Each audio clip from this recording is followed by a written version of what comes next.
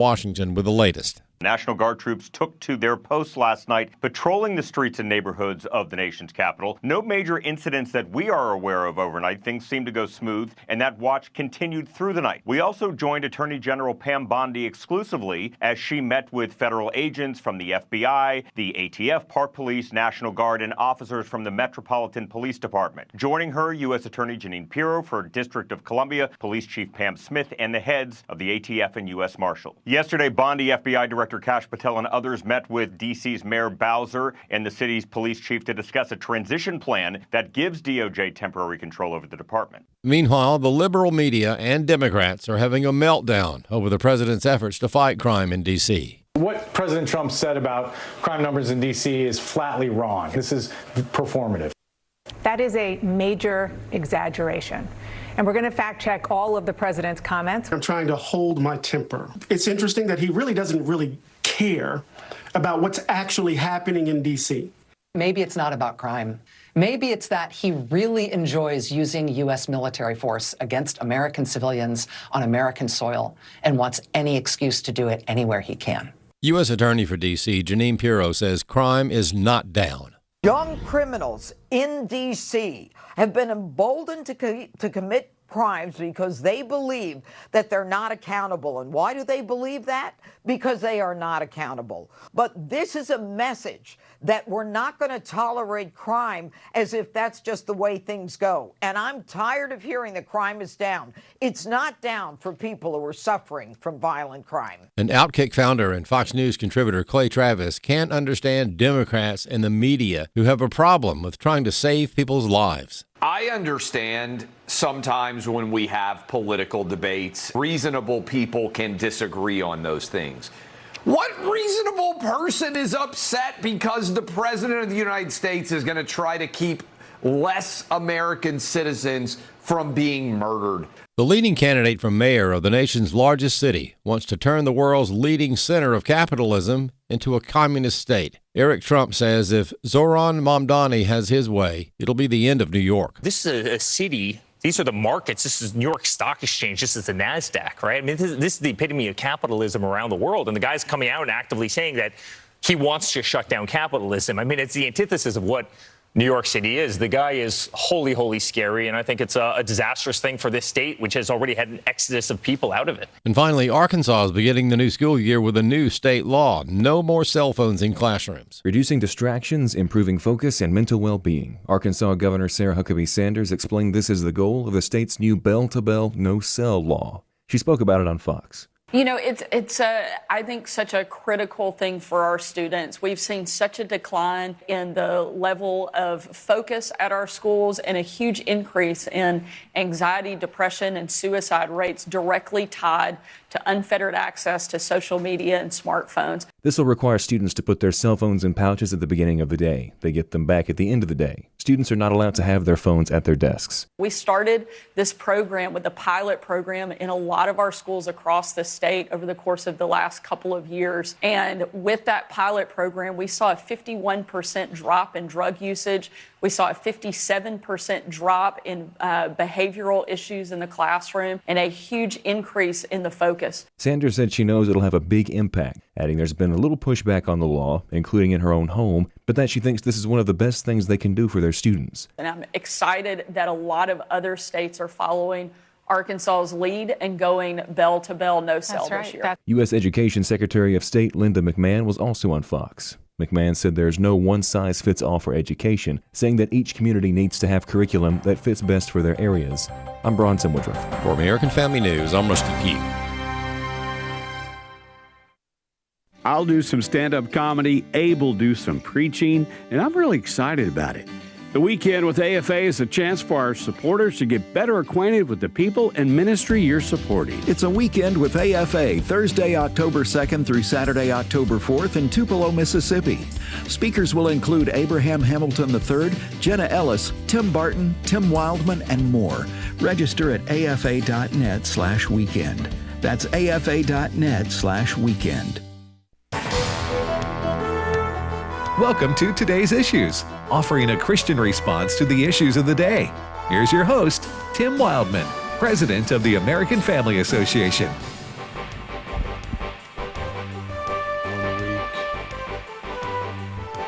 2 weeks, 2 weeks and 1 day, 2 weeks and 2 days, 2 weeks and 3 days. Are we on the air? Oh, my bad. My bad. I was counting down the college football season starting so I could escape from reality. Huh?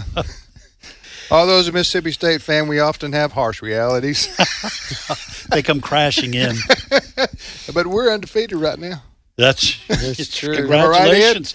Congratulations. Notre Dame's undefeated. We're all even. We're all starting even. You and everybody else. All right. Welcome to the Today's Issues program, everybody. I'm Tim Wildmon. This is Wednesday, August the 13th, 2025, with Ed Battagliano. Good morning, Brother Ed. Good morning to you. And Wesley Wildmon. Good morning, Wesley. Good morning. Wesley's my son. He's a co-host of the show, and he's also my brother. Right? Yeah, brother in Christ, sure. Brother in Christ. And Fred Jackson, Brother Fred. Brother Fred. Brother Fred Good Jackson morning. is Good here. morning. Good morning. Good morning. So college football, which is, as people know, is my favorite sport, starts pretty soon. When is Texas type in Texas Ohio State kickoff. That's kind of like the kickoff game. Yeah, that's the big one for the weekend. Not this weekend, but I think it's coming up like 2 Saturdays from now. I know you're basically only interested in hockey season, but no, I do watch college football. Sure do. When is Texas Ohio State? I'm trying to find that game date. August the 30th. I'm about to sneeze, so that's the reason I'm delaying. Go ahead. August the 30th is Ohio State and Texas, but that's not the first game. They have some smaller schools. I'll watch anything that first weekend. Texas, Oklahoma. That says October 11th. Yeah, forget that, Ed. Yeah. That's like fourth weekend. Yeah. But anyway, college football starts 2 weeks from now. How about that? Yes. And what you're looking for is the first football game. When is that? I'll get you that one. When is that? All right, Fred. Well, we have to start off our show today with some very sad news out of Chattanooga, Tennessee. We have breaking news on AFN.net right now, severe flooding. And sad to report that a mom and dad and a child died last night because of the flood. When did this happen? This just broke in the last couple of hours, folks. And parts of I-24 have been shut down that go through Chattanooga. Chattanooga? Okay. This mom and dad and this child, they were in their car, and because of the flooding, the ground is just so wet. The trees are falling. A tree fell on their car, and they passed away. There are searches underway for at least one individual missing. Fire department crews are rescuing people from cars and from their houses. Really? Yes. So this happened This started raining overnight or something? This has happened in the last 14 hours or so. Okay, didn't know this. So be praying for the folks in that area. I understand that the I-24 probably, if it hasn't opened, it will be opening shortly. But some of the pictures coming out of there, I just got a chance to look at them before coming into the studio. And I'm not sure. I didn't see any predictions of this, like weather forecasting. This is something that just erupted in the last 12 to 14 hours, apparently. But prayers going out certainly for this family, the loss of life there, and also for at least one individual missing. So it's ongoing. Yes. Okay. Yep. Well, did not know that. I will say this, and I'm not that is very sad news about the loss of life. I've noticed over like the last 3 months now, where we live here in Tupelo, Mississippi, but we had heavy rain like many parts of the South. We had a lot of showers, a lot of rainfall. It's just typical in the springtime. Mm-hmm. But in June and July, I noticed the thunderstorms and the rainstorms that would come were unlike anything I've ever seen in my life. Yeah. In terms of the amount of rain that was falling at one time is what I'm talking about. Now, I don't have any explanation for that, nor do I know what that means. But I was thinking to myself, maybe this means global rain. Well, versus global warming. Yeah, you could have. But go ahead. Well, what I'm saying is, I just thought maybe there's some kind of weather pattern going on, or weather phenomenon going on that causes deluges. not just a rainstorm, but I'm talking about you see what happened in. Now we've always had flooding. But you see what happened in Wisconsin. Yes. And the Chicago area last week. Same type thing. Yeah, I joked with one of my friends and said that is Riley's stepdaughter who was babysitting our kids. She was at the house. She's 18, and she was leaving, and she's in that world of 18 years old, right? And I said, you're experiencing, this was during that time, I said, you're experiencing something that you don't even know or care anything about. But there's been more rain during the month of July than there has been in my entire lifetime. Right. During that way. And for those that have lived over that last 10 years, I mean. Yeah, but this rainfall, I'm talking like an inch in an hour or something like that. I don't know. I don't know if something like that is going on in our weather system here that's hitting us. But, I do know that that there are cycles of El Nino and El Nina in the Pacific that comes into Canada and then comes down like in the wintertime. Across the U.S. And so maybe it is something like that, but it can be cyclical. There are cyclical weather patterns. Plus, I will say this too. I don't put too much emphasis on this because we've had 24-hour news since CNN was founded in the late 80s. But I pay attention to weather across the country more than I used to. And so maybe there's something about that, about social media, the prevalence of the reporting causing on it. The rain, you mean? Not causing not causing the rain, but us paying attention to it more. That's true. And is it actually happening more, or are we just hearing about it more often? I just know in June and July I saw like 3 or 4 major rainstorms, and I've never seen so much rain fall at one time. That's what I'm saying. Just absolute deluge. And this is evidently what happened in Chattanooga. Yeah. What happened last weekend in Wisconsin. Yep. And there's another system, I think, in Texas.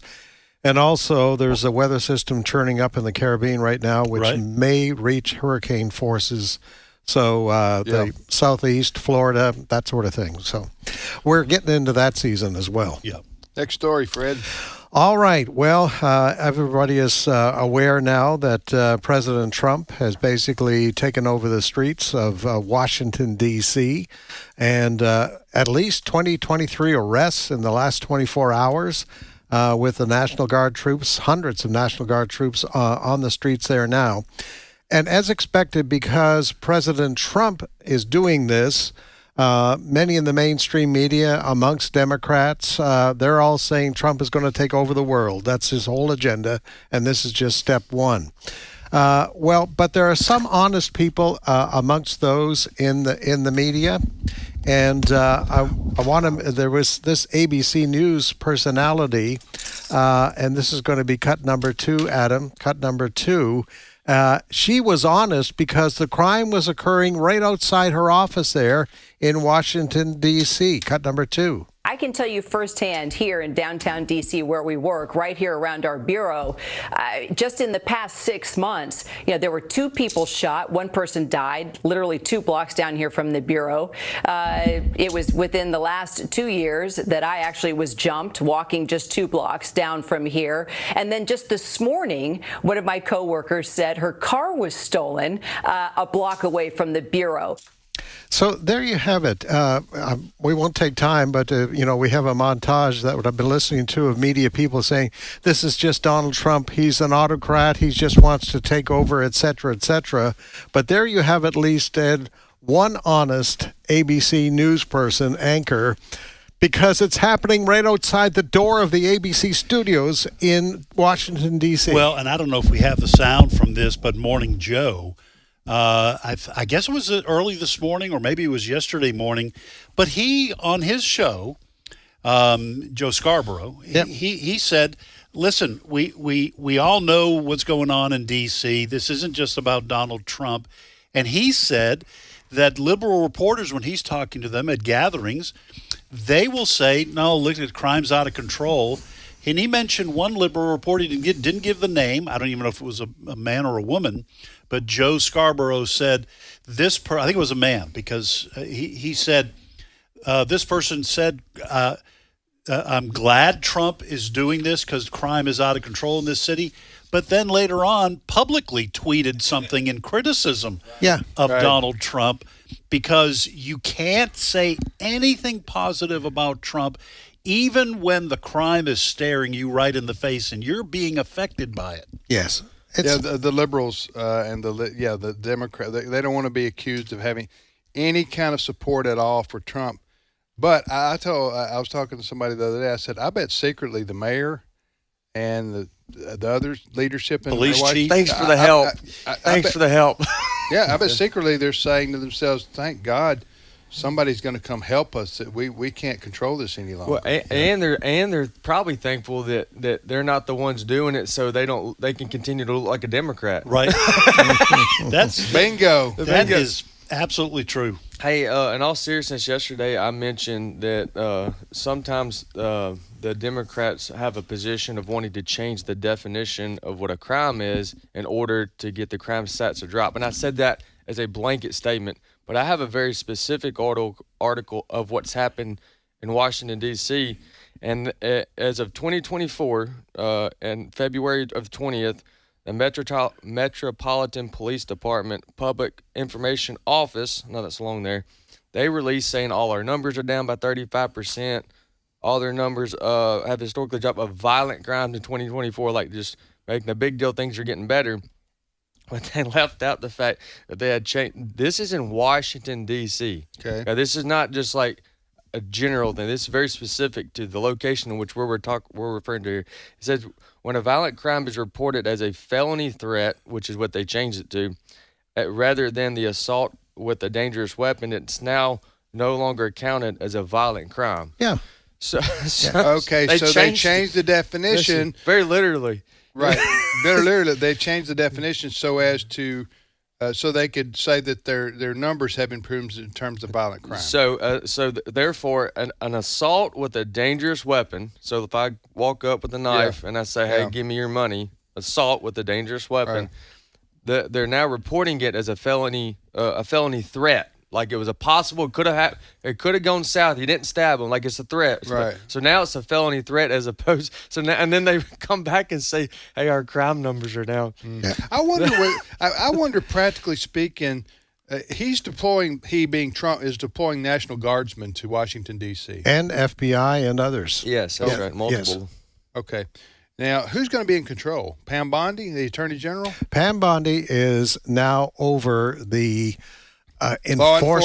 law enforcement in the District of Columbia. She is working with the police chief there in D.C., but she is in charge. Pam poor Bondi. police chief. Did you see her? Yeah, she Bless her heart. Yeah, she was asked.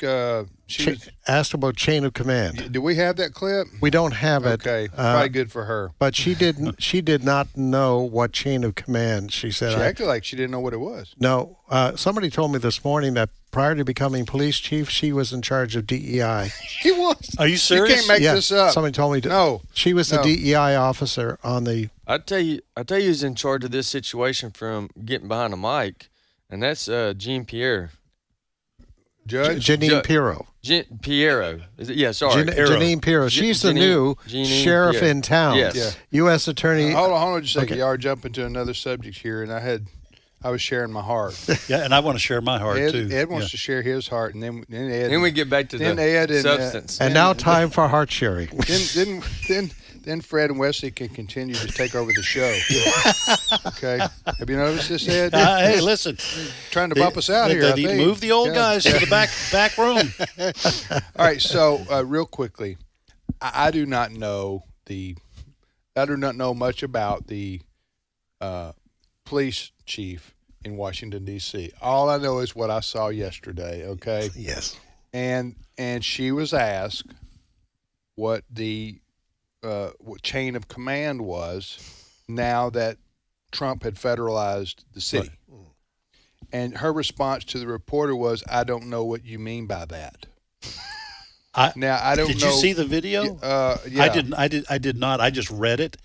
Did it look as bad as it seemed in the article? She acted. You know what? I can't remember whether I saw a picture of it and I read about it. Okay. I can't remember if I actually saw the video interview of the reporter asking her that. So it may have.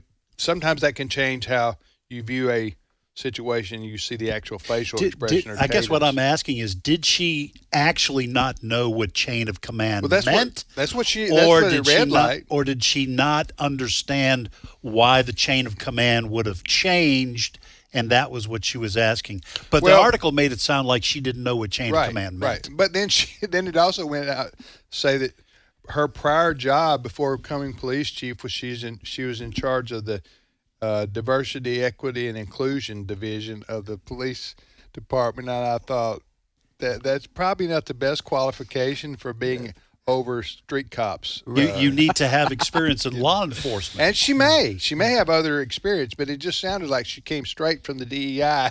Yes. And she's giving a DEI response, which is, I don't know what you mean by chain of command. So anyway, all right, you're listening to Fred and Wesley's Daily Show. I still have not shared my heart. Okay, but it's Fred and Wesley's show, and Ed and I are just living in it. We're just hanging on by our fingernails. All right, go ahead. You're welcome. We came prepared today. Ed needs to share his heart. Go ahead. I was just going to mention that according to the Washington, D.C. NBC affiliate, the a D.C. police commander is under investigation for allegedly altering crime statistics in his district. Okay. So so I think that what's clear is that the state of crime in the Washington D.C. area has led to a lot of people who are responsible for going after crime and keeping crime low are in a panic. As Donald Trump, as president, was drawing attention to the fact that this is the nation's capital, it should be one of the safest cities in the world, the panic continued. And I think we're going to find out that both there was a cover-up of the reality on the street when you have people like Joe Scarborough who are admitting what nobody wants to admit. And so I think that you also have people in charge who secretly are glad there's a new sheriff in town. Also, the reality is that people are really sensitive, and not all people, but they're really sensitive about talking about the topic itself. That's violent crime in the big cities, because you're almost talking exclusively about young black males. And when you do that, you put the racial dynamic in. Yes. You put the racial dynamic in, everybody starts looking at each other, scared to say, did I say the wrong thing? Am I going to be canceled? Right. You know what I'm saying? Yep. So it's hard to talk about the reality of it. So it's hush, sort of, you know what I'm saying? Yes. That's just the truth, what I've just described here. So, that's a part of why they, I think, try to skew the numbers to try to make things look better than they are, when the reality is, you look at the big cities in America, and a lot of people are leaving, a lot of business. Look at what happened in San Francisco. It's like a ghost town of a major thriving city that used to be Oakland, California, right across from San Francisco. And you read about Los Angeles. You read about this going on all over, because the crime has gotten so bad, and the homelessness situation, which a lot of it's related, and the open drug use and things like that, and the soft on crime judges and so forth. Right. It's gotten so bad that the quality of life for the citizens in that area, they just can't do it anymore. Well, we've all seen the videos going throughout the 4 years of the Biden administration in these big cities, as George Soros funded district attorneys were winning election in some of these big cities, of CVS and Walgreens, these places where people walking in with trash bags and just stealing stuff and walking out. Because there's no penalty. There's no penalty, and then the follow-up for these stores was to put everything behind glass and locking, and you have to go ask someone to come and get you your deodorant because you want to buy some, and then these places go out of business. Yeah. That's not make believe. Is Right. what I'm saying. Right. This is happening in America's cities. One other thing I'll say about Washington, D.C. in particular is, and I said this yesterday, I think, but the tourist areas are safe. Okay, so if somebody's thinking, I want to go sightsee in Washington, D.C., the mall, the museums, those places are, the monuments, those places are safe. As far as I know, I've never heard any kind of a problem in those particular. But once you get into the Washington, D.C. city, so to speak, the quote inner city, then that's when you start running. So 6 blocks from the Capitol, 4 blocks from the Capitol. That's essentially a gun-free zone too. I mean, I've looked at the policies of carrying your firearm. But that's helped. Right. That's helped. Right. No, that's helped reduce crime because a lot of would-be criminals, they hear about gun-free zones. It's gun-free zone, and guns are illegal to have. And they just say, well, I'm not going to risk getting in trouble with the law. I see that on these cop shows all the time, where they're about to go in and they go, wait. Look. This is a gun-free zone. All right, everybody here. This is put an your unfair guns in the bag. advantage. Guns in the bag. We'll leave it in the car. It's a deterrent. Yeah. For the criminals. When you have signs up that have a gun, and then you have a red slash through it. That's right. Those signs on the front of buildings. Yeah. Oh, yeah. That'll anyway, go ahead, Fred. Share your heart. All right. Hold on. Do you feel like y'all got your show back now? Listen, I feel better. Okay. Well, we don't want to be. We have something to say. We're not dictators, right? No, Tim, we share we share the platform. No, that's right. We just want you and Fred to share the platform with us a little bit. Go ahead, Fred. That's all. All right. Janine Piro is the U.S. Attorney for D.C., just named to that post, and she is taking charge there. And she had a news conference yesterday, and one of the reporters, one of those kind of newbie reporters, asked Janine Piro, but what are you going to do about the root causes of crime? That's a mocking tone you're using there, Fred. Well, I'm going to have you listen to it yourself, and you can determine whether I'm mocking. And you can decide. Yes. Cut number 4. My prosecutors. You just walked through the changes you'd like to see from the punitive aspect. What about preventative? Do you or the president plan to do anything to address the root causes of crime in D.C., such as truancy?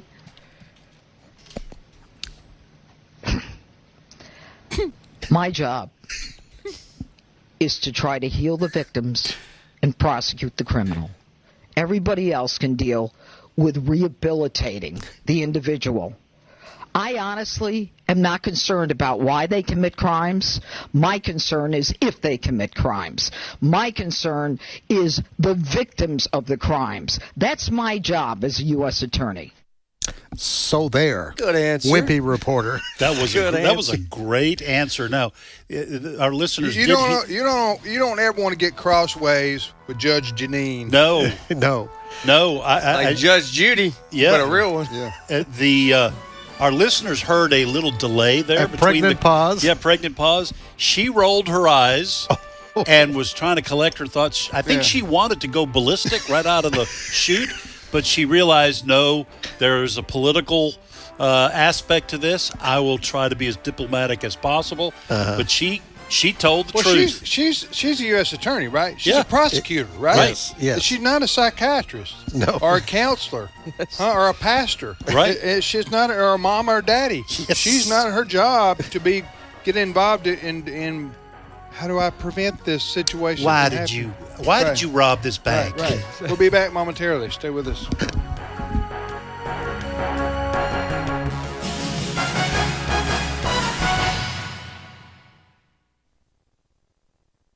It's my turn. Here is your host for My Turn, Don Wildmon. Let me tell you something you already know. Every one of us has problems. Now, we do not all have the same problems, but we do all have problems. No one goes sailing through life without hitting a high wave occasionally. Too often in our problems, we think other people turn their backs on us, and sometimes they do. But many times it isn't that others turn their backs on us. It is simply that we have a defensive attitude, which causes us to expect others to reject us. In other words, we look for rejection on their part. We need to remember when we're in the midst of a problem that not near as many people know about it as we may think. Human capability is such that we don't know everything about every person at all times, and that is good. It doesn't help to face our problems by being touchy about them either. I learned early in life that if you carried a chip on your shoulder, someone would try to knock it off. So I try to carry my chip in my back pocket, hidden from the view of those who get their kicks from knocking other people. I will share my problems with my close friends whom I know will try to help and understand, but I see no need to broadcast them to everyone I meet. Don't become defensive if you happen to have problems that other people are aware of. Your defensiveness will often cause you to look for faults. Once I was visiting in a home where there were some problems. Several people in the town knew of those problems. A young boy in that home had run afoul of the law, and it had brought embarrassment to the family. As I was visiting, one of the parents remarked that they were in a certain place and a person whom they knew happened to be there. The parent of the young boy said that the other person didn't bother to speak. The parent thought, quite naturally, that the other person didn't speak because of the trouble the boy had had with the law, and obviously felt hurt because of it. I then explained to the parent that the person who didn't speak probably didn't recognize the parent. That other person was probably concerned with the problems she had, which the parent wasn't aware of, but I knew of them. And the other person's problems were far more severe and serious. Yet very few people were even aware that that person who didn't speak even had any problem at all. Don't follow your urge to become defensive when problems come your way. Don't wear your chip on your shoulder. Very few people will turn their backs on you because you have problems. And just remember that you aren't the only person in the world who has problems. We all do. Quite often another person might have problems which you know nothing about, problems far more serious than yours.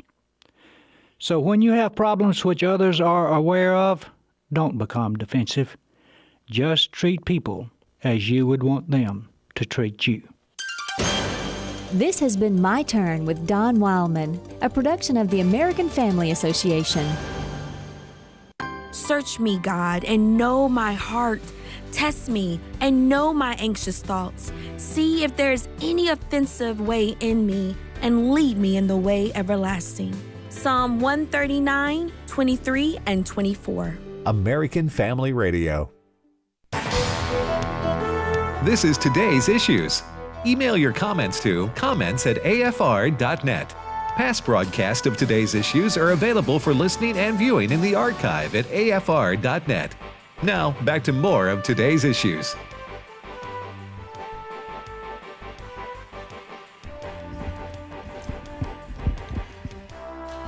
You know, you never know you have lukewarm coffee till it hits your mouth. You ever notice this? I know for those who drink coffee, that's just very disappointing. It is. Huh? It's like having a stale donut. You don't know it till you crunch down. And I'm mad until it gets fixed. Right.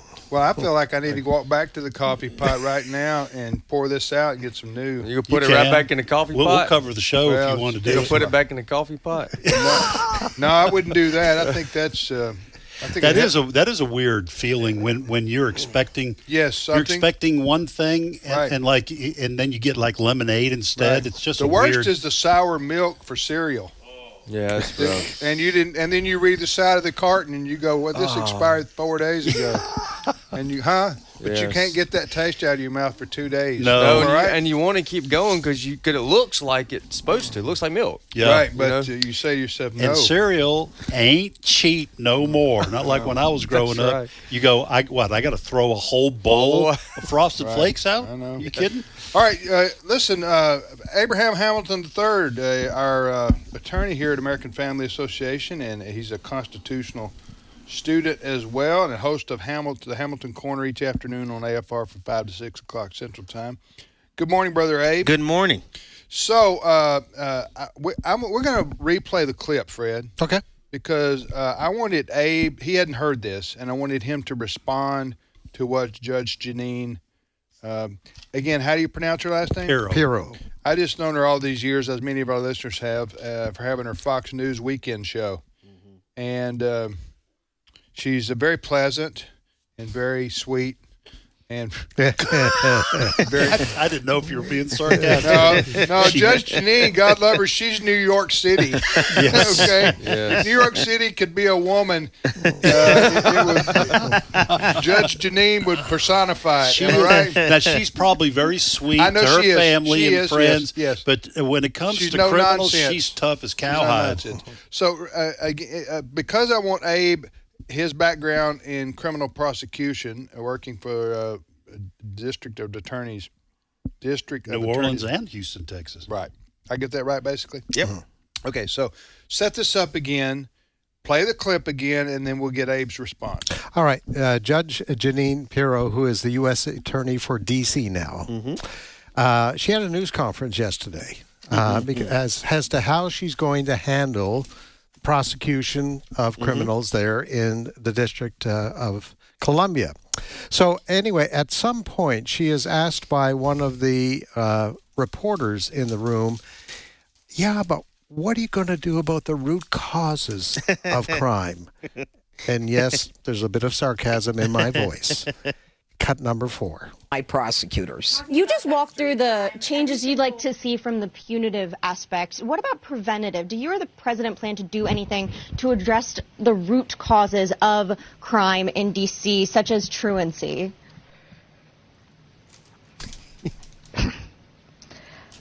My job is to try to heal the victims and prosecute the criminal. Everybody else can deal with rehabilitating the individual. I honestly am not concerned about why they commit crimes. My concern is if they commit crimes. My concern is the victims of the crimes. That's my job as a U.S. attorney. Okay, what do you think about the question, and what do you think about how she answered it? I think the question is very telling, and I don't know the questioner, but I can envision the motivation of the questioner in presenting that question. And Judge Janine's response is accurate. She's the U.S. attorney, and in the criminal context, her job isn't to psychopathologize the criminals. That was a great word. Yeah. Did you invent well, that? I might have. I had to go check my Rolodex. But man, that was good. It's just, it's funny when I would try cases. That's one of the questions I would ask a jury panel. Sometimes when people say have jury selection, really it's a process of deselection. You're trying to elicit information so you can know which jurors you don't want on the jury. And I would ask a question sometimes of the panel and ask, what do you think the primary responsibility of the criminal justice system is? Is it punitive or rehabilitative? What is the primary function of the criminal justice system? And I want to know that because I want to know what the jurors think. If I have a juror that tells me the primary focus should be rehabilitation, if I'm prosecuting the case, that's probably not a juror I want on the case because of the exact same thing that woman just questioned. If I'm prosecuting a homicide case, I don't want jurors in the jury box saying, I wonder what caused little murderer to be a murderer. No, I need a jury who's going to say, did he do it? Yes. That's what I need to find out. And so you have this conflation of function, this conflation of roles. By the time the U.S. attorney gets a case, the crime has already been committed. There's no room for a U.S. attorney to be involved in prevention because by the time it's gotten to the U.S. attorney's desk, there's already been criminal investigation, there's been detectives assigned, there's been a crime that's been committed, there's been a family that suffered some type of victimization. And so that's a completely out of context question to be presented to her. Well, and isn't that part of the problem in a lot of these big cities is that these George Soros-funded district attorneys won election in those cities with the idea in mind that we are going to look at the reasons why people cause crime or were accused of committing a crime, and then the policies reflect a soft on crime approach, because I know that was mentioned a lot of times, the disparity in the percentage of young black males that are arrested, and therefore if that's because of discrimination and racism, we should not prosecute, or we should allow them out, or not even sentence them. In San Francisco, no cash bail. No cash bail in San Francisco. We're not even going to go after people who steal items that don't amount to over $1,000. That seems to be driving what's happening in big cities. Isn't that what a lot of these Soros-funded attorneys were thinking? I guess. Yeah. Even the whole idea where you don't need patrol officers, you need social workers doing traffic stops. It's just, when you come down to it, you have a fundamentally divergent worldview that a lot of these people are driven by. It's no different than Barack Obama saying that terrorists, they don't want to murder people. They just need more jobs. Yeah. They need more jobs, man. And it's that divergence of worldview that really, causes great consternation. Ideas have consequences. Bad ideas create casualties. That's just a fact. I wanted to ask you a technical question about the different offices, because Judge Janine, I call her Judge Janine. I mean, that's what we all know. That's what she was on TV as for the longest. She is a U.S. attorney. No, that's right. Which is a federal prosecutor. That's right. Ed mentioned district attorneys, which like offices, I guess you were in, right? At County the state or level. city prosecutors. Yeah. Okay, without getting too dragged down into the details, what's the difference there? Yeah, federal U.S. attorneys deal with federal crimes, which you'd have to have a federal basis for the crime. So you'd have to have some interest in interstate impact, or if you have, for example, a robbery of a bank, because banks are insured federally, that could be a federal crime or a state crime. I've prosecuted armed robberies that have taken place in banks that I've had to confer with the FBI and the U.S. attorneys to determine who was going to handle the case, and depending on whatever factors involved, because it could be a state crime or a federal crime. So when you have federal crime, you have, like RICO statutes. Unfortunately, I don't want to bring this up, but like the P. Diddy trial that just took place was prosecuted in federal court because he was indicted by a federal crime with the racketeering and corrupt influence statute. And it had interstate charges. That's right. So the major difference is the jurisdictional component. Does the federal government have authority over this criminal activity, or is it something that would be ascribed to the state level? And all county prosecutors work under the auspices of the state's jurisdiction, but the local county is where the crime took place, which is why it will be prosecuted in a particular county versus another. The District of Columbia is a subset of that, correct? Yeah. The District of Columbia is included includes federal implications, especially now with federal city. Yeah, federal city. So you'll have some crimes that would be a local, municipal, or state crimes, and other states would be prosecuted by the U.S. Attorney's Office in D.C. because it's a federal territory. Okay, gotcha. Basically Washington, D.C., which is, again, Washington District of Columbia. That's right. Which is not a state. Nope. Not a territory. Well, would it be classified as a territory? I don't know. But anyway, it's not a state. So the jurisdiction, basically the feds, as it were, gave Washington, D.C. the autonomy to run themselves. Yeah. Okay. The U.S. Constitution. Okay. Yeah. And you have things like the Home Rule Act. You have people going crazy over President Trump saying, oh, he's being tyrannical. There's a congressionally passed statute that gives the president the lawful authority to federalize municipal police efforts on a temporary emergency basis. And the Congress has the lawful authority to extend that temporary basis as a product of joint resolutions passed by Congress. Remember the liberals, the Democrats said, hey, Trump should have called out the National Guard for the January 6th. Remember that? Right. Well, if they had a problem with the constitutional issue right there, they shouldn't have said that. Right. It just matters what the cause and reason is. Yes. Ding. Yeah. All right. So back to this. What was the question we asked Abe? We told him we were going to talk about, though, before we switched on him right there. Yeah, we were going to discuss, because of a discussion this morning on Fox and Friends, they interviewed the Trump brothers, Donald Jr. and Eric. They're not a wrestling team. No, they're not. Trump They're not. It sounds like it, though, doesn't it? Or a furniture store. Trump Brothers. That's a Trump more Brothers. like Come on down to the president's sale with Trump Brothers. Go ahead. Sorry, Fred. They were initially asked about the prospects of Zoran Mondani becoming the mayor of New York, which more and more it looks like could happen. But then the conversation kind of turned to the troubles that they have had, the Trump family, the Trump empire, with debanking. And so that led to their discussion about why they're getting into crypto. So here's a little bit of that discussion this morning, cut number 11. We got into crypto because we didn't have a choice, right? We were debanked by every major banking institution. The people that 2 weeks before we were debanked, we could have called and gotten a loan in 5 seconds. They disappeared. We were left high and dry. So we weren't even. This is basically during the first term. Certainly after let's call it January 6th.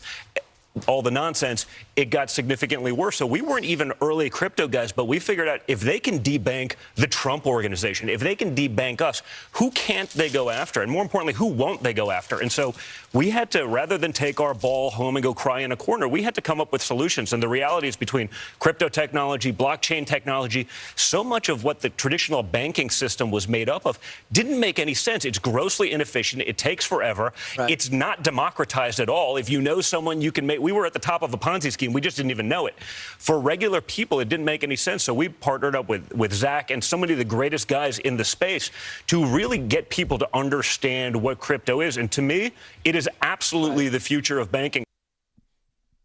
Mm-hmm. So what's the question? Are you asking Abe what debanking is? Well, yeah, let's start there. They were debanked. They got letters saying we're not going to do business with the Trump empire anymore, et cetera, et cetera. And basically, that can shut down a business. Mm-hmm.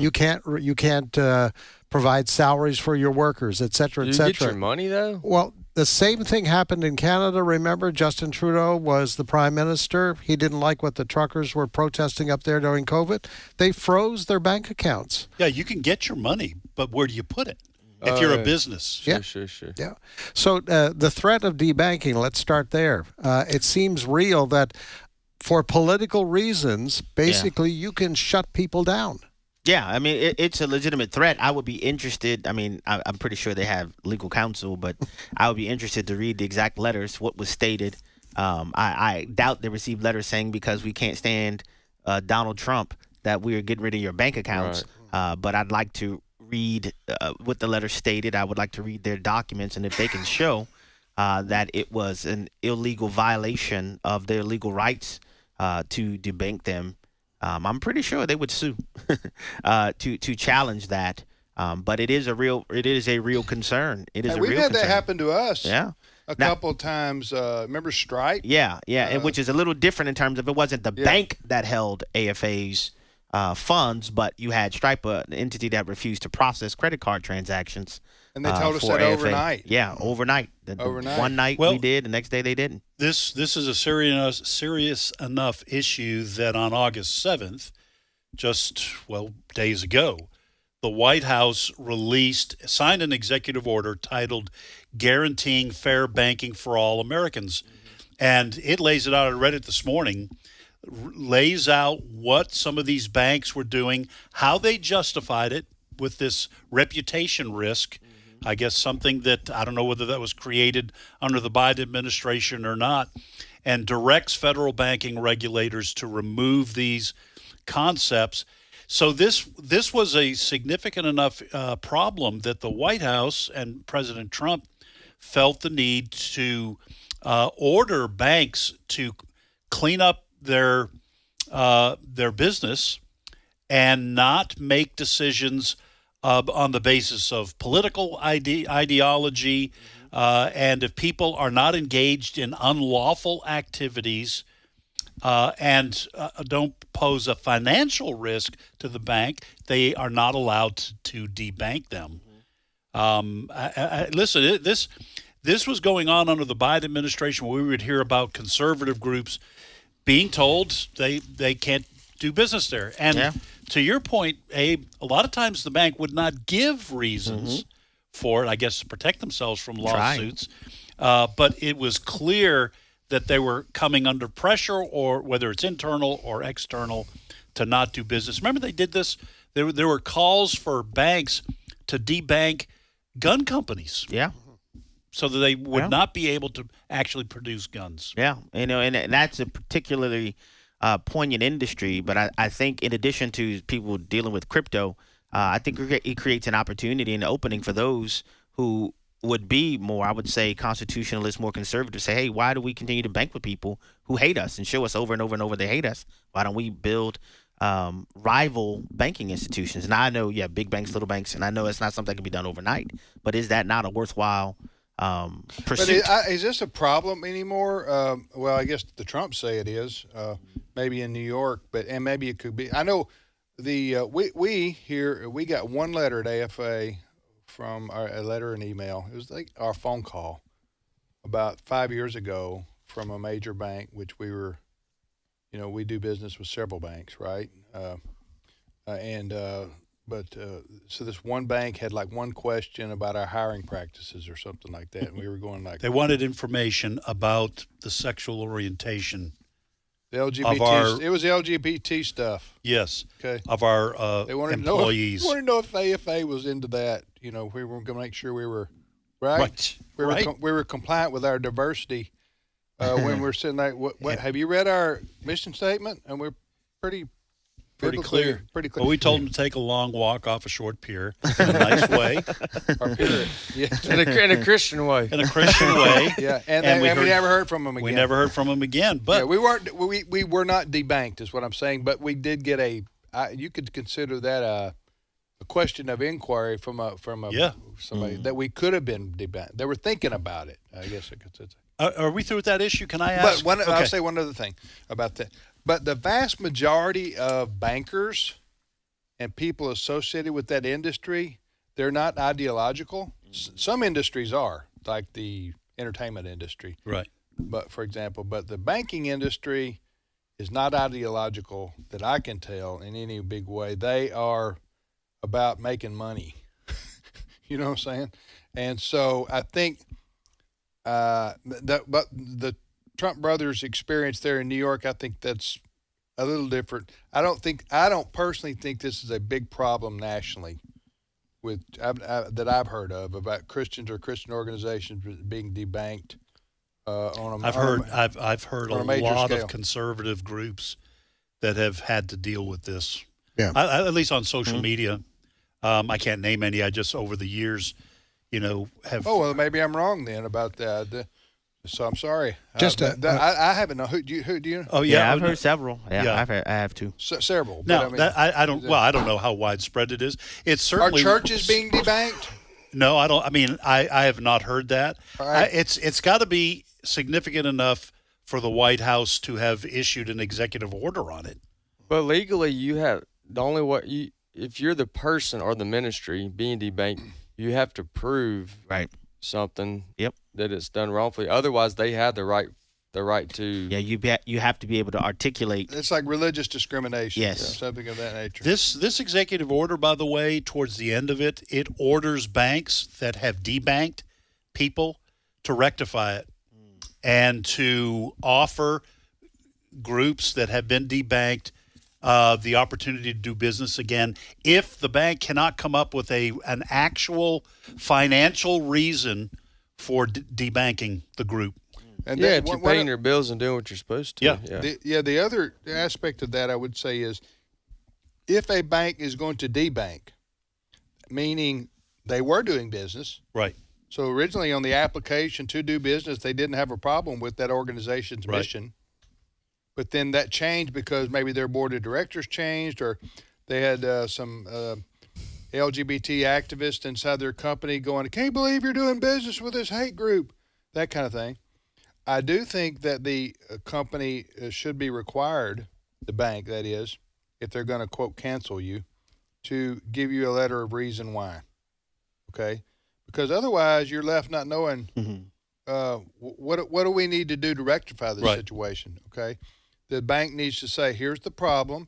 If you can solve it, then we will remain doing business with you or reinstitute our bit or I don't know, but they shouldn't be able to get away like these some of these social media giants have done in the past, where they, like we experienced especially during COVID, when we would have discussions on this show, and next thing we know, we're off YouTube. Right. And YouTube or we were off some other Facebook or somebody, and we would say, well, why were we turned off? And they would say, well, you violated community standards.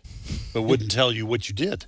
Yeah, we're going like, which community standards did we violate? One? And then we can consider whether we think maybe we did do something that was we shouldn't have done it. We want to change. That's right. Right. But they wouldn't tell us. They would just make you guess 1,000 things. And it's kind of one of these things when we all know why you canceled us. Because, that's right. Because Ed said hydrochloroquine. Hydroxychloroquine. That's right. I said right. ivermectin. Yeah, Ed said ivermectin, and then we got canceled off YouTube because we were given bad medical advice. After saying you're not a doctor. Yeah, after saying we're not a doctor, but I mean, the frustrating part was they wouldn't tell you why.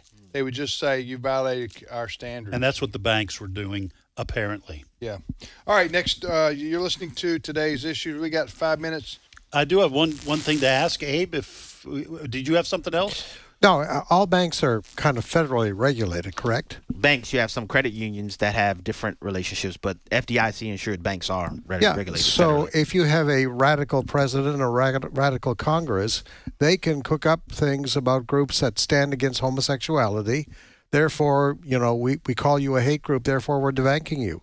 Well, they can't do that formally because you have other legal provisions, like, I don't know, the First Amendment that still applies. Just because you deal with money doesn't mean you don't have to consider the Constitution. I just think the definition of hate group has been expanded so much in the era of Biden and others that they can try to use that against. But the good thing about it the last few years is there's been a pushback. Mm-hmm. Both. Now that we in the Christian conservative world, we've been pushing back all along, but even the secular conservative world is what I would call it. They're not motivated necessarily by the same things we are, but the people who boycotted Bud Light, for example, there's been a pretty massive. The people who, one of the reasons that people voted for President Trump over. Kamala Harris, that was her name, right? She was to state that their opinion they were tired of the wokeness. As a general, now that wasn't the only reason. There were specific reasons people voted one way or another, but I'm saying a lot of it was, hey, I'm tired of all this woke stuff being pushed down my throat, and how do I express that politically? Well, I vote for Trump because he's anti-woke. You know what I'm saying? That was a big sentiment. All right, we got a minute or so to go here. Well, Abe, what's coming up on your show this afternoon? I got several different things I'm considering. I may delve into a little bit more of what the Trump brothers are doing, and with Steve Witkoff's son, who's the other guy was in that. Yes. Are you giving crypto advice this afternoon? Oh, I'm not giving advice. Just talking about what they're planning to do, and they're talking about that, and then maybe talking a little bit about this whole Trump-Putin meeting. That should maybe coming along. We'll see. Yeah, how we that didn't even goes. talk about that. That's coming up when? Friday. Well, yeah, Friday. In Alaska. Yeah. And we were talking about the show meeting this morning. Not exactly sure what the point of this is, unless they've got something already pre-planned. You know how that? Yeah, and then this becomes an announcement. Yeah, but we'll see. I mean, hopefully, we all hope and pray that peace comes to the Ukraine-Russia war, because so much suffering has taken place. War is hell, and nobody wants to see it. So hopefully, maybe from that from this meeting will come an end to the war between Ukraine and Russia. We'll see. Thank you, Abe. Appreciate it. Thank you. It's Abraham Hamilton III. Thank you, Fred, for your contributions. You betcha. And Ed and Wesley and yours truly will be back with Chris Woodward coming up in a few minutes.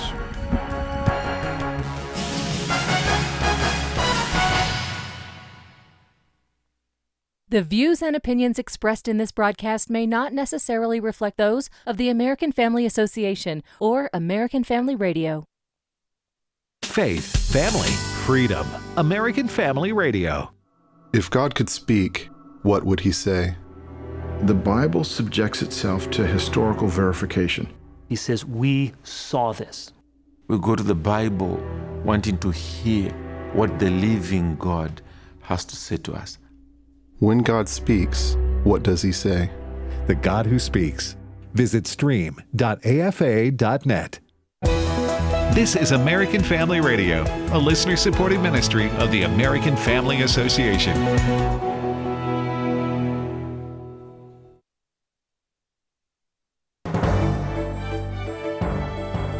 American Family News, I'm Rusty Pugh. The Trump administration wins a temporary appeals court ruling over foreign aid. A federal appeals court is lifting a lower court ruling that had required the Trump administration to continue making foreign aid payments. Aid organizations sued, arguing President Trump is in violation of federal law by not spending money authorized by Congress. A district court judge agreed, but a ruling from the D.C. Circuit Court of Appeals says that decision was wrong because those aid groups cannot bring a freestanding suit, ruling instead a challenge to the federal statute must be brought by the Comptroller General, who leads the Government Accountability Office. At the White House, Jared Halpern, Fox News. Could Congress ban lawmakers from trading stocks?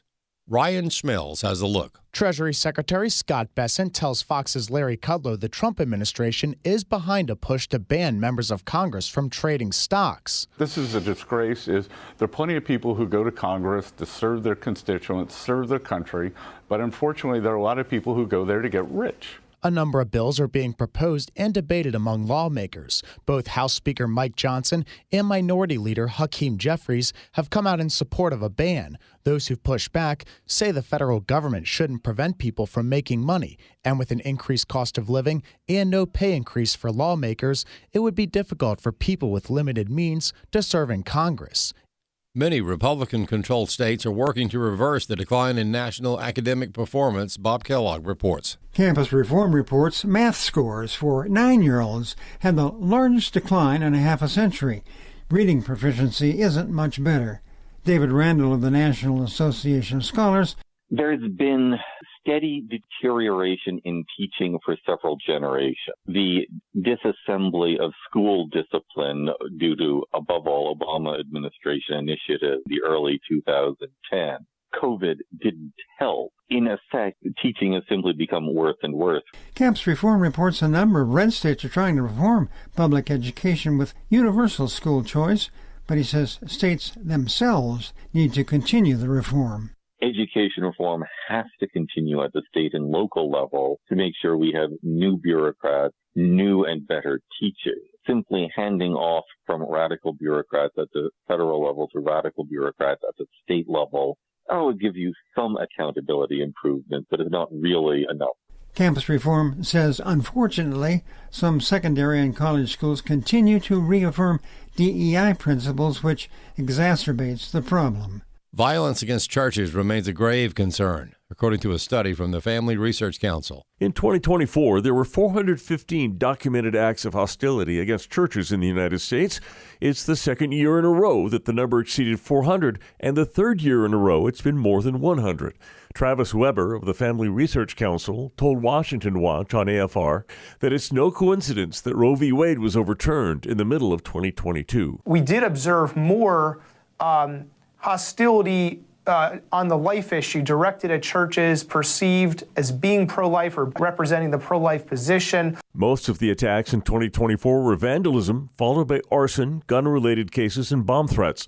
Weber says anger is on the rise in the U.S. I think the data show us that you have enough hostility in our culture to find its way into the form of 415 hostile actions directed at peaceful places of worship. Weber says unless it's mitigated, that anger will spill over into more violent attacks on churches going forward. What never found its way into a hostile act, but is represented in the culture out there brewing, perhaps in a person's heart, thoughts, intentions, some hatred. He says the days of looking out at other countries where it's dangerous to be a Christian are slipping away. In a country like the United States, where many of us think of ourselves as Western, freedom-loving, free country, you've got peaceful places of worship being attacked in this way. It's unacceptable, and we need to bring it to light and address it. I'm Steve Jordahl. For American Family News, I'm Rusty Pugh. Every day, AFA offers biblical insight on issues that others aren't willing to touch in the hopes that you'll become a world changer. That's why we're offering an in-depth worldview training course called Activate. 13 different professors teaching 18 sessions, all available online, including a printed workbook to help you apply what you've learned and 1-year access to AFA streaming content to give you even more resources. Find out more about Activate and sign up today at activate.afa.net. Today's Issues continues on AFR with your host, Tim Wildmon, President of the American Family Association.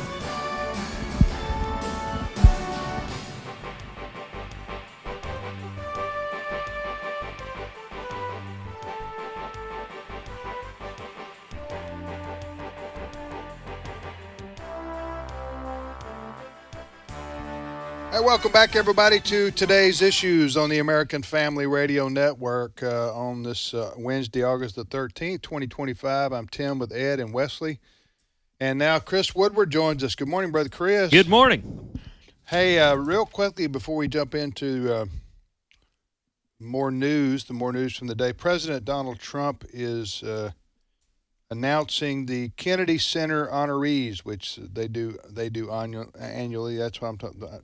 By they, I mean the Kennedy Center gives awards to artists and entertainers and people like that who've had a career in show business or the arts, as it were. You know what I'm talking about? Mm-hmm. Every year that happens. I'm a huge fan. Are you? You watch, do you? I just can't get enough. Well, President... Sorry for the sarcasm. It was sarcasm, and it was also dishonest. Because you saying you can't get enough, as in you don't ever get any. Because you don't care. I don't.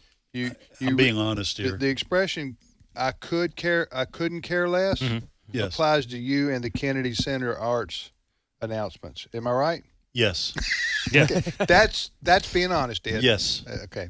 Honest, Ed. Let these people honor one another all day long, as far as I'm concerned. Right. Okay. So, and they are. And anyway, they do, yeah. President Trump came into office. He said, "This is a bunch of liberals, and I'm kicking them all out." Mm-hmm. He did. And I'm going to make my own board, and I'm going to be the chairman of it. Yeah. Is that what happened, Chris? Best in a board nutshell. ever. Yes, in a nutshell. He wants the Kennedy Centers to be more center in terms of things they do. You keep up with the Kennedy Arts Center, don't you? No, I do not. Not only do I not keep up with it, but I want to say that I care probably slightly less than Ed? Than Ed. Okay. All right, listen. Less than less. All right, as pop culture goes, this is something that people pay attention to every year. And for a lot of these actors and entertainers and musicians, it represents a Lifetime Achievement Award. Okay, correct. Right. So it's I don't know if you would call it the Entertainers Hall of Fame necessarily. It's not that, but it's close. All right. So anyway, President Trump, chairman of the board of the Kennedy Center, has announced the winners for this. The honorees, not the winners. Yeah. It wasn't a competition. Anyway, so he announced George Strait, which the country singer. Mm-hmm. Known for a lot of things. Yeah, he's a legend, in the music world, certainly in the country music world. So that's not surprising. He's also in his 70s. Sylvester Stallone. Rock, hey, yo, Adrian. Adrian. There you go. Yeah, that's what I'm talking about. Sylvester Stallone. He drew first blood. He drew first blood, sir. Huh? Was that supposed to be your? Many people know. Sylvester Stallone? I can't do Sylvester Stallone, but you can do that. He drew first blood, sir. You're talking about the movie's First Blood. Yeah, that's the famous line. I'm not sure I can do that one. All right, I saw it when it came out in theaters. I wasn't a huge First Blood fan. Well, I'm just asking you. But how about quote? I just want to make sure that I'm not another bum from the neighborhood. I'm not sure I can do Rocky anymore. I'm gonna have to go back and watch them. You do work on that. Yeah, I need to work on it. So anyway, you got George Strait, Sylvester Stallone, a fellow by the name of Michael Crawford. Now I wasn't familiar with him, but evidently he was like a Broadway actor, I think it was like Phantom of the Opera or something like that. Okay. A lot of people would maybe know his name. Gloria Gaynor, who was a singer from the 70s. She disco? She was. In I disco? think she was disco. Gloria Gaynor. I just remember her name from during the disco years from the 70s. She sang "I Will Survive." Saturday. Yeah. Oh, there you go. Saturday, August 23rd is the first football game. Wesley, you need to broaden your horizons, my friend. That is funny, man. Let's get back to reality. You need to respect the arts more than just thinking football season. I can help you do that. I'm trying to let y'all have y'all's show and fill in here, but I can't help you with the whole reason I'm bringing this whole subject up is to get Ed's reaction to the last nominee, our honoree being inducted into the Kennedy Arts Center this year is the band Kiss, Ed. Kiss. And from I am, the 70s. I am embarrassed. The Knights in Satan service. That was not true, but I am embarrassed to say that when I became a Christian when I was 20 years old, Right. but when I was in high school, the bands Boston and Kiss were my two favorite bands. I love Boston. I even did a pen and ink drawing of one of the covers of one of the Kiss albums. My dad thought I was crazy. Right. And you were for a lot of reasons. But when I showed him this, he said, "Who?" Because you remember how they dressed. He said, "Who's this? Dracula? What is this?" I've heard of it was interviews. Performance art. They really weren't. They didn't describe themselves as the Knights in Satan service. No, they didn't. Okay? Yeah, that was a name given to them by some others. They were. I'm not endorsing their. Me either. I'm just their message or their lifestyle. Right. But if you grew up in the 70s and you had teenage boys, Kiss was the bomb. Yeah. Right, for a lot of them. It was hardish rock. Yeah. And it really they had all the makeup on. Pretty and all empty that lyrics. And listen, I can't give a testimony and say I was into drugs or I was in the mob. All I can say is I was a Kiss fan. Right. And so that's what I came out of. Right. You know, a lot of rock and roll. And some other things. On that topic, if you can make a lot of money on church honorariums if you have a testimony that involves drugs or addiction or coming out of gangs or something like that. But if all you got is you were a Kiss fan, nobody's going to pay to hear that. Half the congregation is go, yeah, I was too. Yeah. All right. So anyway, he announced that Kiss was. That's going to be funny. Kiss was. Think they're going to perform? So Kiss is going to be one of the Kennedy Center honorees. Yeah, what they do at these things, I've seen them before, is they have other artists come in and sing their songs for them. It's kind of weird. Oh, you know what? Weird. I might. When Billy Joel went into this Kennedy Arts, I think during Obama, I think. So they would come in and have like 3 or 4 other people sing his songs for him while he watched. It was listen. I'm going to watch this if I can find where this is airing. Who's going to play Kiss? That's what I'm saying. If you're going to do a cover of a Kiss song, you have to do it in makeup. And with platform, the platform shoes. All right, let's move on. All right, go, Chris. Well, this would be a good time to segue into this story, which Tim found last night from Daily Mail, and it's a company that we all know and have used in our lives, Kodak. The iconic 133-year-old American company has warned that it may not be around much longer. For younger people in our audience, there used to be things called cameras that it contained film. And Kodak made a lot of the film that we use for film cameras. A lot of things is digital now, and Kodak is involved there. But, Kodak was such an iconic company that its name became a thing, like a Kodak moment. And here we are in 2025 looking at possibly the end of Kodak. It's an interesting situation because I believe even Steve mentioned this a couple of days ago on the show that AOL is doing away with dial-up internet. So, I'm at that point in my life where things I had as a kid, is now going to be something I'm going to tell my grandkids about, and they're going to have no idea what I'm trying to explain to them. Wesley, did you know when I sent this story around, you're 30, how old are you? 6. 36. How old are you, son? Why are you laughing? We all know when your kids get over 30, you forget how old they are. What's funny is I do the same thing with my son and my daughter. I have to go back to the year they were born and then tabulate it. Yes. Yes. So you're 36, are you, son? And I'm not offended. Okay, at all. no. Well, Wesley just how old am I, Wesley? 62. Your dad. Oh, that's good. Okay. So anyway, you're 36.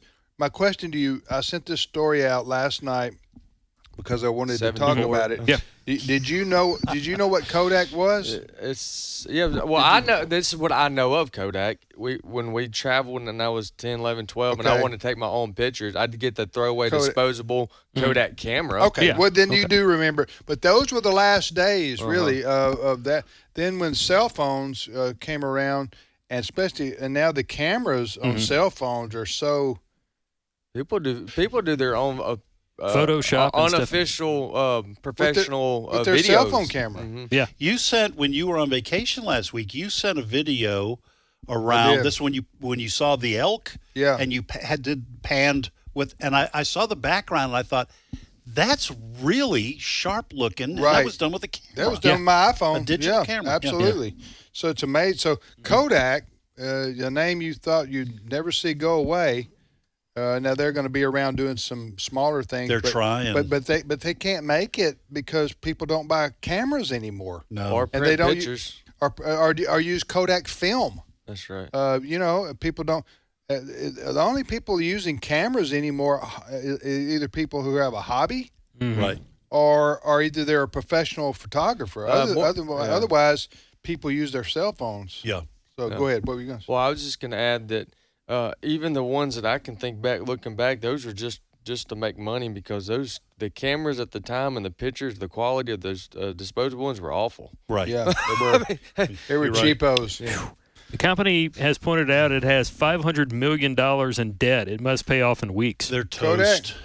They're toast. I think Ed's description fits. Yeah. There's no. They're going to go the way of the horse and the buggy whip. Yeah. I mean, there's just not. They have a product that nobody needs Nobody anymore. wants it. Yeah, it's going to be like as good as it is. Right. Well, and apparently they didn't adapt or catch up with or make any changes either. You know, I think they were too hesitant to get to go follow the trend that was going. I'm not sure if they could have made an adjustment and gotten into it's kind of like the VHS. Yes. I mean, it's there's no Blockbuster videos around anymore. Huh? But and now you tell a 20-year-old, hey, you remember we used to get our videos from Blockbuster, and they go, Blockbuster. What is that? Huh? Right. Yeah. What is Blockbuster? Hey, by the way, back to just for a second, back to Kiss. Okay. So I looked this up. So if you stream Paramount Live, the Kennedy Center Honors are tonight. Oh, wow. They're being broadcast on CBS. Well, what? That's They're tonight. That's tonight. You today wait the 13th? You wait till announced to the day of? I guess so. August 13th. That's today, Wednesday. That's I don't know. They must have done that so that it couldn't be some big controversy build. Yeah. I don't know. That's odd. I'm sure somebody's going to boycott it. So Putin and Trump are supposed to meet in Alaska, right? That is correct. Yes. When is that, It's going to Chris? be a summit in Alaska. It's planned for this Friday, and it could be a long, lengthy end of the weekend discussion. It could be as short as 2 minutes. And I say that because President Trump wants some sort of assurance or plan from Russian President Vladimir Putin that he's going to bring an end to his war in Ukraine. Okay, may I offer what I think may happen here? You may. Okay, thank you. So I don't think y'all tell me if what I'm going to express doesn't make sense. Oh, we'll let you know. Makes sense. Well, I'm sure y'all will. And sometimes you can be hurtful. Okay. I won't interrupt you though. I think you need to. Honesty is a good policy most of the time. Sometimes you need to. Just keep it Sometimes you need to lie. Not lie, but just keep it in. You need to be careful with how you sting people. And you children, I was just kidding. If you're listening, lying is wrong. Yes, it is. 100%. It's one of the big 10. That's right. So, President Trump, I don't personally think, although I don't know why I said personally. That was redundant. Right. I don't think that President Trump would get on Air Force One and fly all the way from Washington, D.C. to Alaska to meet with Vladimir Putin, the what's his president? He's president. Former title. He's a dictator, but you're talking about Vladimir Putin? He is He's the president. President of Russia. The president of Russia, and has been the last 75 years. That's right. Yes, that's what constitutes a dictator. Since yes. the Bolshevik Revolution. He has been the duly elected president of Russia. So wink, wink. I don't think that Trump would go and meet with him if there wasn't something already set to be agreed to. And this is just going to be to formalize it. Because otherwise you can have this same conversation on the phone and do a video call, like Trump and Putin have evidently done several times in the last few months, and getting nowhere. And I'm surprised, a little bit surprised, that Trump is still dealing with this, because many would say he's been played by Putin, dragging him along and along and along. So, Ed, I'm thinking maybe something's already in the works and it's going to be formalized. What do you think? I don't think anything's been formalized. By the way, it's a long way for Putin to fly too. Maybe even further if he heads east over Siberia. This is a long way to go. I don't think anything. I do think Putin has played President Trump, which is not easy to do. President Trump is pretty shrewd. I think when he was a candidate and said that he could get this solved in 24 hours, I think his assumption, which proved to be wrong, his assumption was that both Putin and Zelensky of Ukraine wanted the war to stop. I don't think that Putin has wanted it to stop. I think what President Trump is going is to ask for Putin for a ceasefire. He may get a ceasefire, but as has happened in the past here with ceasefires, Putin uses those just to reorganize and get back to his offensive. I do not think Putin wants this to end yet. That's my opinion. Well, then why is he going to meet with Trump? To continue to make it look like he wants peace, when in reality, I think he wants all of Ukraine. I think he needs to officially move on. Who's Trump, he? I think President Trump needs to drop this? Needs to drop this particular issue and topic and just move on. I agree. And too. the reason for that, the reason I can say that with great confidence is because it's not short of him trying or doing his part. But at this point, there's so many other things in America as far as MAGA goes. Making. You mean that he can control? That he can control. Yeah. Here's the problem. President Trump, by the way, has been doing some great work in getting people to sign peace deals and that kind of thing. Mm-hmm. The problem here is that I think Putin wants all of Ukraine, and Zelensky wants to lose none of Ukraine. Yep. So where Russia has already taken parts of his country, Zelensky wants those back. Putin is saying, not only are you not getting them back, we want more. That's right. And that's the problem for President Trump. And with Wesley and Tim, I think Trump ought to just say, I'm out. So Europe, you want to try to handle it? Right. Go ahead. Right. Next story.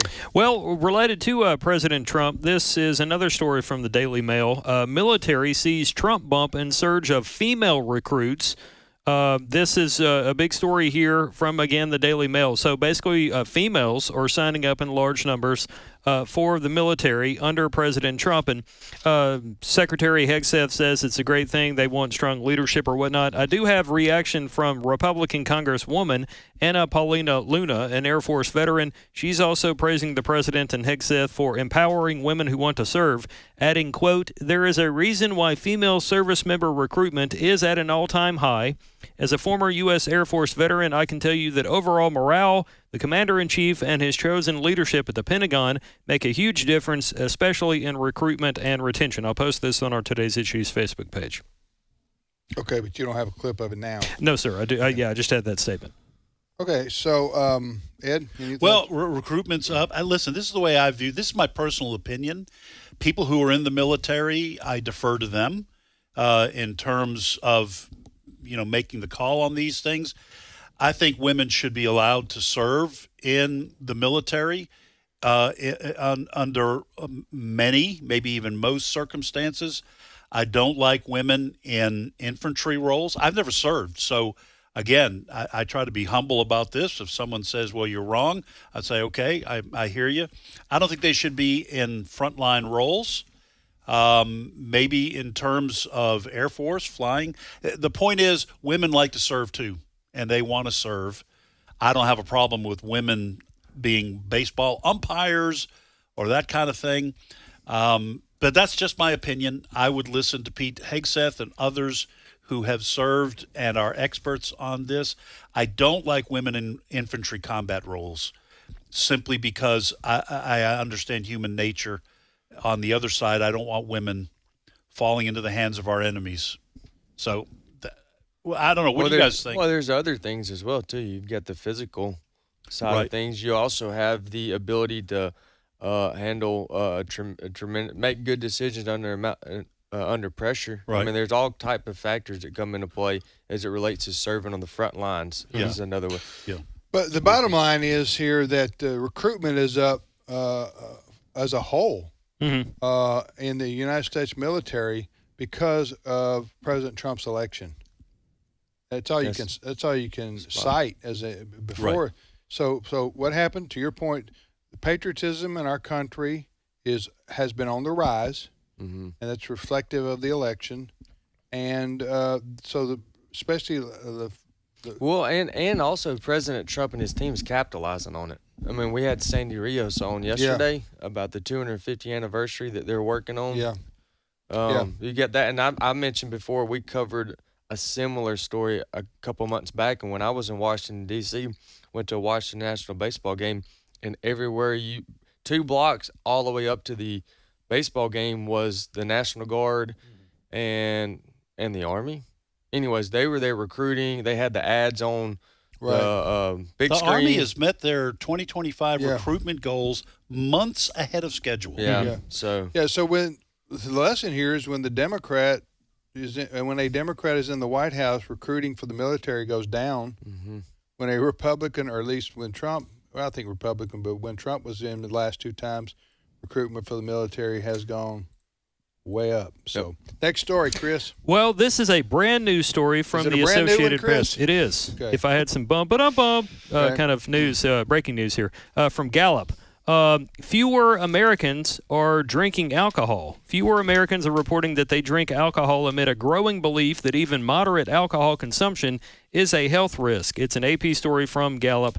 A record high percentage of U.S. adults now, 53%, say moderate drinking is bad for your health, up from 28% in 2015. Where it gets really interesting is that a lot of the downturn in interest with alcohol consumption is driven by young people. Yeah. So young people are not hitting the bars and drinking.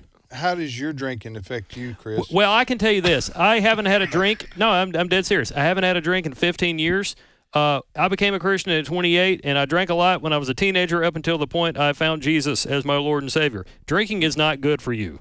I know some people, under the advice of a doctor, might drink some red wine for cardiovascular purposes. That's what they say. But by and large, if you're socially drinking, it's not a wise choice. Well, my doctor told me that I should drink 4 ounces of red wine a day and listen to Kiss. Yeah. But I don't do either. So yeah. Is that what your doctor told you, Ed? No, I have a really good doctor. I love him. All right. Thank you. Thank you, Chris. My thanks to Ed for sharing his heart today. Yeah, I shared. And Wesley for dialing it back and not taking over the show. Early on, we were rolling. Fred and I, we had the show. Yeah. But I think your most important role today was reminding us that college football season's about to start. Yes, that was funny. August the 23rd. I don't care anything about the Kennedy. I don't care about Kiss. Let's talk about college football. All right. My thanks to Fred Jackson. Abraham Hamilton III was in here. And also Adam Suddeth, our producer today. And Cole. Yeah, Cole doing the video for us. Making us look good. So we'll see you back here tomorrow, everybody. Have a great day. Keep listening to AFR.